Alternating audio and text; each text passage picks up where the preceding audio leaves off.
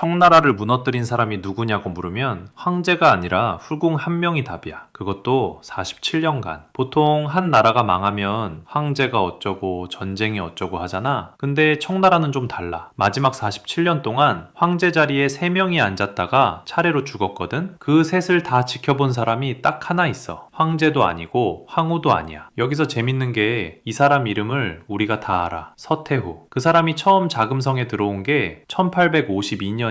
만 17살. 본명은 예허나라. 그때 들어간 자리가 황후가 아니라 후궁이야. 황후 아래로 한참 내려간 자리에서 시작한 거지. 황제는 한풍제, 만 20대 초반. 4년이 지난 1856년에 황자를 하나 낳아. 이게 권력의 시작점이야. 황후도 못 낳은 아이를 후궁이 낳아버리면 그 판은 바뀌어. 황실에서 아들 하나 낳는다는 게 그런 거였거든. 이때부터 신분이 한 칸씩 올라가. 그 황자가 5살이 되던 1861년에 한풍제가 죽어. 만 30세. 황제가 임종 직전에 어린 아들을 누구한테 맡겼냐면 숙순을 우두머리로 한 8명의 신하한테 맡겨. 8대 신이야. 어린 황제 뒤에 줄 잡아줄 사람이 8명이나 붙은 거지. 근데 그해 11월에 일이 터져. 신유정변. 쉽게 말하면 한풍제 관 옆에서 그 8명을 한꺼번에 잡아 참수한 사건이야. 서태후가 동태후, 그리고 한풍제 이복 동생인 공친왕하고 손을 잡고 친 거지. 우두머리 숙수는 그 자리에서 참수. 재원하고 단화한테는 백견을 내려. 백견이라는 게 스스로 목매서 죽으라고 흰 비단 한 자락을 내리는 거야. 정사 기록에 그대로 남아있어. 여기서 재밌는 게 공친왕은 처음에 능지처참을 주장했어. 8대 신을 산 채로 천천히 죽이자고. 근데 그걸 거절한 게 서태후야. 겉으로는 온건하게 처리한 그림이 됐지. 근데 그 공친왕도 얼마 못 가서 의정왕 자리에서 끌려 내려와. 같이 정변 성공시킨 사람조차 옆에서 치워진 거야. 그러고 나서 5살짜리 황제 뒤에 앉아. 동치제야. 신하들 앞에 발을 한 겹 들이어두고 그 뒤에서 어린 황제 대신 결정을 내려. 이걸 수렴청정이라고 부르는데 쉽게 말하면 어린 아들 뒤에서 쥐잡고 있는 엄마야. 황제는 앞에 앉아있고 진짜 결정은 뒤에서 나와. 17살의 후궁으로 들어온 사람이 9년 만에 5살짜리 황제 뒤에 앉은 거지. 여기까지가 권력을 잡은 이야기야. 근데 진짜는 그 뒤야. 가장 가까운 사람부터 사라지기 시작해. 1875년 1월 동치제가 죽어. 만 18세였어. 정사에 적힌 사인은 천연돼야. 야사는 매독서를 말하는데 일단 정사 기준으로만 가자. 5살에 즉위한 황제가 친정 시작 2해 만에 그렇게 갔어. 여기서부터가 묘해. 남편이 죽고 75일 황후 알루테가 뒤따라 죽어. 만 19세. 공식 기록은 병환이야. 야사는 다르게 적었어. 스스로 곡기를 끊었다고. 남편 죽고 2달 반 만에 황후가 뒤따라 죽는다는 게 아무래도 좀 묘하잖아. 근데 진짜 결정적인 디테일은 따로 있어. 그 며느리 뱃속에는 동치제의 아이가 있었어. 기록에 따르면 알루테는 그때 임신 중이었어. 그 아이가 태어나 아들이면 자동으로 다음 황제가 돼. 친엄마인 알루테가 황태후로 올라가고 시할머니인 서태후는 한 발 물러나야 해. 47년짜리 권력을 끊을 수 있는 단 한 사람이 그 뱃속에 있었던 셈이지. 이건 정사에 없는 야사 쪽 기록인데 알루테가 죽고 친정 아버지조차 시신을 거두지 않았다고 해. 후대 사람들이 그걸 어떻게 읽었냐면 황실에서 거두지 말라는 신호가 갔다는 뜻으로 읽었어. 같은 해 새 황제가 세워져. 광서제, 만 3살. 서태후의 친조카야. 5살짜리 황제 뒤에 앉았던 사람이 이번에는 3살짜리 황제 뒤에 다시 앉아. 이제 같은 그림이 2번째 반복돼. 발 한 겹 들이우고 어린 황제 대신 결정하는 자리. 신유정변 때 손잡았던 동태후 자안도 그 옆에 같이 앉아 있어. 양궁 수렴청정. 두 태후가 같이 발을 내리고 같이 듣는 구조야. 그러고 6년이 흘러. 1881년 4월. 동태후 자안이 갑자기 죽어. 만 43세. 공식 사인은 뇌졸중. 정사에 적힌 건 병환이고 야사가 더 잔인해. 독살설이야. 동태후가 어떤 사람이었냐면 신유정변 때 같이 8대 신을 친 동맹 파트너고 한풍제의 정실 황후였어. 양궁 수렴청정에서 한 사람이 사라지면 어떻게 되냐? 권력이 한 사람한테 쏠려. 2발이 한 발로 줄어든 거지. 여기서 패턴이 정리돼. 며느리, 동맹 파트너 둘 다 묘한 타이밍에 사라졌어. 권력에 걸림돌이 되는 사람은 가까운 사람부터 사라진다. 한 번이면 우연이야. 2번이면 정황이야. 권력은 잡혔고 걸림돌도 정리됐어. 그러고 나서 이 사람이 어떻게 살았는지를 한번 보면 좀 어이가 없어. 황실 기록을 보면 황제 한 명 밥상을 차리는 부엌이 따로 있어. 이름이 어선방이야. 거기에 사람이 몇 명 있었느냐? 350명. 차 마시는 다실은 또 따로야. 거기에 120명. 한 사람 입에 들어갈 음식 하나 만들겠다고 작은 동네 식당 30, 40개가 한 사람을 위해 동시에 돌아간 셈이야. 몇 끼 올라오는 접시가 100개 안팎이야. 그런데 기록에 따르면 실제로 손이 간 건 서너 가지밖에 안 돼. 나머지 90개 넘는 접시는 그냥 차려졌다가 그대로 물러나. 매일 하루 3번. 여기서 더 묘한 게 사과 이야기야. 황실 기록을 보면 1년에 사과가 15만 개 들어와. 하루로 나누면 410개. 그게 누구한테 들어간 양이냐 하면 황실 식구 셋, 서태후, 광서제, 황후 이렇게 세 사람이야. 셋이서 하루 사과 410개를 어떻게 다 먹어? 못 먹지. 먹으려고 받은 게 아니야. 향을 맡거나 그냥 보기 위해서 받은 거야. 하루 410개씩. 그리고 본인 몸에 들어가는 것도 좀 별나. 진주를 갈아서 만든 가루를 매일 먹었다고 전해진다. 펄 파우더라고 부르는 건데 그걸 일상적으로 복용했어. 74세 나이까지 어린아이 같은 피부였다는 기록이 따라붙어. 그게 다가 아니야. 1880년대 이후로는 의사 권유로 사람전, 그러니까 산모 모유를 매일 짜서 마셨어. 유모를 따로 두고 본인 한 사람 마실 거 짜내려고. 여기서 한번 거리를 두고 봐야 해. 이게 같은 시간에 백성들은 어떻게 살았느냐? 기록에 따르면 청나라 1년 세입은 1725년에 3610만 냥이었어. 한참 뒤 1812년에 4330만 냥, 1841년에는 다시 3860만 냥으로 내려가. 거의 100년이 지났는데 자리가 그대로야. 그 사이에 인구는 2억에서 4억으로 2배가 됐는데, 사람은 2배가 됐는데 나라가 걷어들이는 돈은 그대로. 즉 1인당 살림은 절반으로 깎인 셈이지. 그 안에서 한 사람만 하루 사과 410개를 받고 있었어. 이게 과장이 아니라는 건 죽고 나서 확인됐어. 서태후가 묻힌 동릉을 후대에 열어봤을 때 안에서 나온 게 비치로 깎은 수박, 비치로 깎은 동파육, 비치로 깎은 배추, 그리고 야명주야. 음식 모양 그대로 보석으로 깎아서 무덤에 같이 넣어둔 거지. 살아서 몇 끼 100접시 받던 사람이 죽어서도 같은 그림을 보석으로 옆에 놓고 누운 거야. 그래도 사치만으로는 나라가 안 망해. 진짜로 망하기 시작하는 건 1880년대 후반부터야. 해군 자금이 정원으로 흘러가면서. 해군에 들어가야 할 돈이 어디로 흘러갔는지부터 좀 봐야 해. 정확한 액수는 학자마다 달라. 적게 잡으면 500만 냥, 크게 잡으면 3천만 냥. 근데 학자들이 한 가지는 다 똑같이 말해. 해군에 들어갈 돈이 정원으로 흘러갔고 그 결과 베이양 함대 정비랑 훈련이 그 시점부터 멈춰섰다는 거. 대표적인 게 베이양 함대 기함이었던 정원호야. 취역하고 12년 중에 7년을 정비를 못 받았어. 12년 동안 산 큰 차인데 7년을 차고해서 안 꺼낸 셈이지. 그러다 1894년에 청일전쟁이 터져. 같은 해 9월 황해해전에서 그 정비 안 된 함대가 일본 함대한테 결정타를 맞아. 그리고 1895년에 시모노세키조야. 배상금이 본조약 2억 냥에 요동 반환금 3천만 냥. 합치면 약 2억 3천만 냥이야. 이게 청나라 1년 세입의 약 3배. 1년 살림 3년치를 한 번에 토해낸 셈이지. 거기에 대만이랑 펑호까지 일본에 떼어줬어. 여기서 광서제가 가만히 있질 못해. 1898년 6월 광서제가 만 27살에 강유희와 양계초 같은 젊은 개혁파들이랑 손잡고 무술변법을 시작해. 백일유신이라고도 부르는데 진짜로 딱 103일짜리야. 과거제 일부를 손보고 신식학교를 세우고 군을 현대화하고 입헌군주제까지 가보겠다는 거였어. 청나라가 마지막으로 스스로 바뀌려고 한 103일. 근데 9월 22일에 끝나. 담사동이 원세계를 찾아가서 영록부터 제거하고 군대로 서태후를 잡아라 이렇게 부탁을 해. 근데 원세계가 그대로 영록한테 밀고를 해버려. 그 길로 서태후가 친정으로 복귀하고 광서제는 영대에 유폐돼. 담사동을 포함한 무술 육군자는 그 자리에서 처형. 여기서 재밌는 게 광서제가 갇힌 영대가 자금성렵 호수 안에 떠있는 작은 섬이라는 거야. 자기 궁궐 안에 있는 작은 섬. 그러니까 황제가 아니라 자기 나라 안에 죄수가 된 셈이지. 그러고 2년 뒤 1900년에 의화단 사건이 터져. 8개국 연합군이 베이징을 점령해 들어와. 서태후는 농민 옷으로 갈아입고 나무마차 3대에 나눠 타고 시안까지 도주를 해. 거기서 1년 반을 버티다가 황궁. 그리고 1901년에 신축조약이 체결돼. 배상금이 4억 5천만 냥. 그때 청나라 인구가 약 4억 5천만 명이었어. 한 사람당 1량씩이라는 상징이지 39년에 걸쳐 4% 이자 붙여서 갚는 조건이라 최종적으로 토해내야 하는 돈이 약 9억 8천만 냥. 청나라 1년 세입의 약 5배야. 한 가족 1년 살림을 5번 통째로 빼앗기는 거랑 같아.